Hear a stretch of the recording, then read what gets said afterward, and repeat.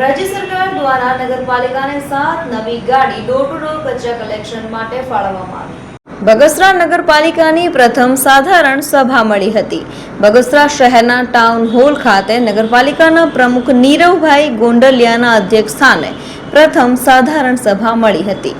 નગરપાલિકાની પ્રથમ સાધારણ સભામાં 35 વિવિધ મુદ્દાઓની ચર્ચાઓ કરવામાં આવી હતી. નગરપાલિકાની સામાન્ય સભામાં રોડ, રસ્તા, લાઇટ, પાણી સહિત વિકાસના કામોને બહાલી આપી હતી. રાજ્ય સરકાર દ્વારા નગરપાલિકાને 7 નવી ગાડી ડોર ટુ ડોર કચરા એકઠો કરવા ફાળવી હતી. નવી 7 ગાડીઓનું ધારાસભ્ય જેવી કાકડિયાએ લીલી ઝંડી આપી પ્રસ્થાન કરાવ્યું હતું.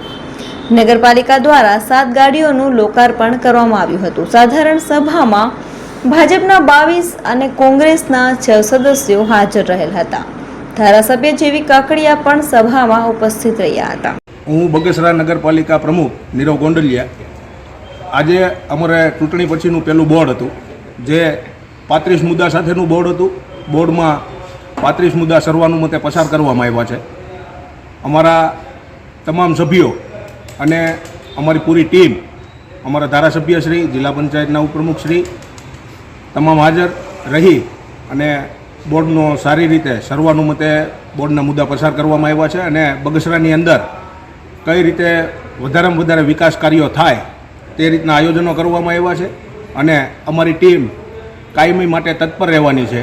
જે લોકોએ વિશ્વાસ મૂક્યો છે એ વિશ્વાસ અમે એળે નહીં જવા દઈએ. આજના સવારના અમે ડોર ટુ ડોર જે કલેક્શન કરવામાં આવે છે ગાડી, એ જૂની ગાડી રદ કરેલ છે અને નવી 7 ગાડીનું લોકાર્પણ કરવામાં આવ્યું છે. જે બગસરાનો એક વિકાસનો ભાગ છે. વેરા ઘટાડા માટે અમારી ટીમ એની માટે નિર્ણય કરવાની છે. પણ નામદાર હાઈકોર્ટમાં કેસ, જે ચેમ્બર ઓફ કોમર્સ દ્વારા જે કેસ કરવામાં આવ્યો છે, એ કેસનો કાંઈ પણ નિકાલ આવે એટલે અમે તરત જ ઠરાવ કરીશું.